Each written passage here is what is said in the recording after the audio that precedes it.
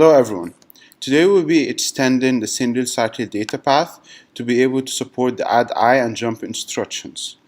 We'll first start off with the addi, and we can utilize the fact that the data path already supports load word and store word instructions, which means that the data path already has capability of taking in an immediate value, sign extending it, and passing it through the ALU. All we have to change is make sure that the ALU source control signal will be 1 when there's an addi instruction in the model. In addition, we also have to make sure that register write would be 1, and we also have to make sure that mem2reg would be 0 to take in the ALU result value. So let's go back to the code. And let's start by adding in a signal. And let's throw this signal addi. We want this signal to be 1 when there's an addi instruction. So we go down to the control module and we copy this line and say addi is assigned 1. Is assigned 1 when instruction 31 down to 26, which is basically the opcode, is equal to the addi opcode. So this addi is going to be true when there is an addi instruction. So we need, as we mentioned before, we need to take care of 3 things: the ALU source, the mem2 register, and the register write. So let's start with the ALU source. The ALU source is 1 when either load word or store word is 1. So we can add to it or addi.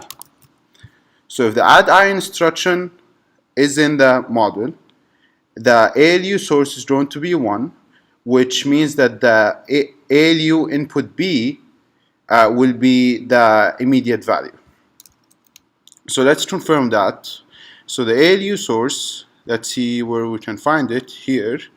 When ALU source is 0, it takes the register RT, otherwise it gets the sign extended value. Perfect. The mem2 register control signal is only 1 when there's a load word instruction. Perfect. So we don't have to do anything about that. The third thing is the register write. So the register write is 1 when there is either an R format instruction or a load word instruction. We can simply just add or addi. This means that when the when there's an addi instruction, register write is going to be 1, which will allow the value of ALU result to be written back into the register. Perfect. This means that we have successfully implemented the addi. The second thing that we need to implement is the jump instruction. So if you go to the button figure 2.4, it already highlights the changes that we have to make so we can extend the jump instruction. So there will be a jump control signal and a jump address.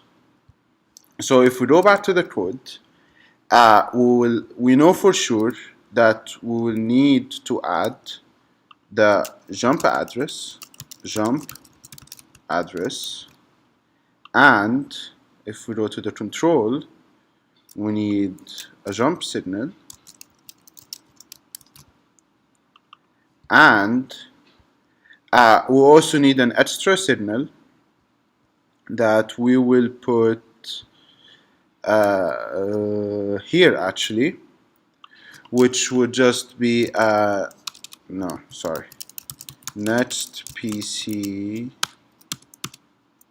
here. It would be next PC temp.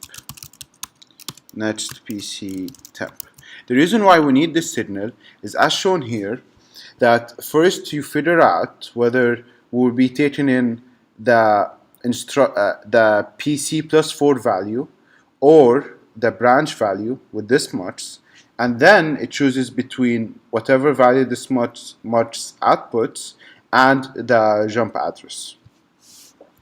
So if we go back here and go down to where the next PC is start related, which is here. So let's change this to next PC temp. Okay? And then the second thing we're going to say is next PC will be assigned the jump address 5 down to 0 when jump is equal to 1, else it will be assigned the next PC temp. Okay?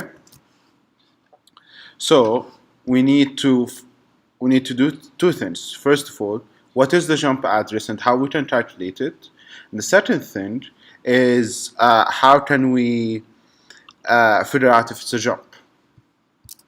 So let's first do the jump control signal. So if we go down here to the control module, we should just add the jump signal is 1 when the opcode is equal to the jump opcode. The second thing that we need to do, or third thing, I lost count, would be to calculate the jump address. So if we go up here again, instruction ARM, we should add it here, that the jump address is the instruction 3 down to 0, and then we add 2 zeros. The reason why we're only taking the lowest 4 bits of the instruction is because we have a limit in our instruction RAM that it can only hold 16 instructions. So we don't need all of the bits for the jump instruction. So are we missing anything? We created this much. We created the jump control signal. We created the jump address.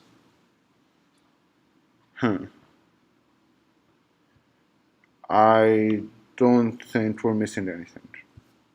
So now that we have extended our model to be able to support addi and jump instructions, let's confirm that our changes were correct using model sim.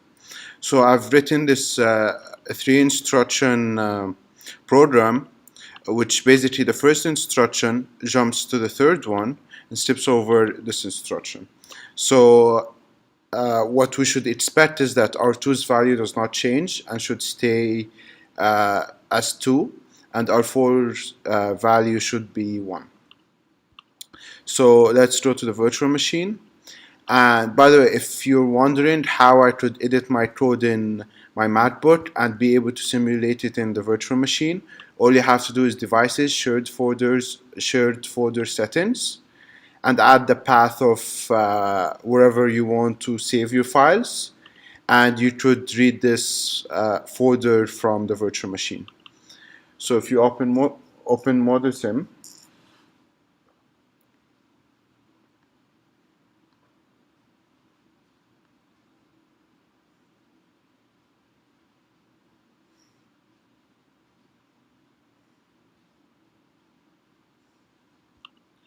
compile it.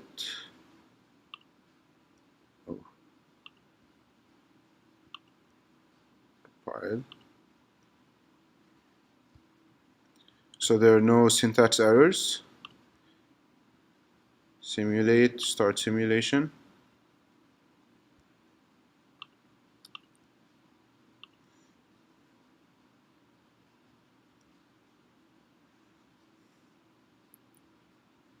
And then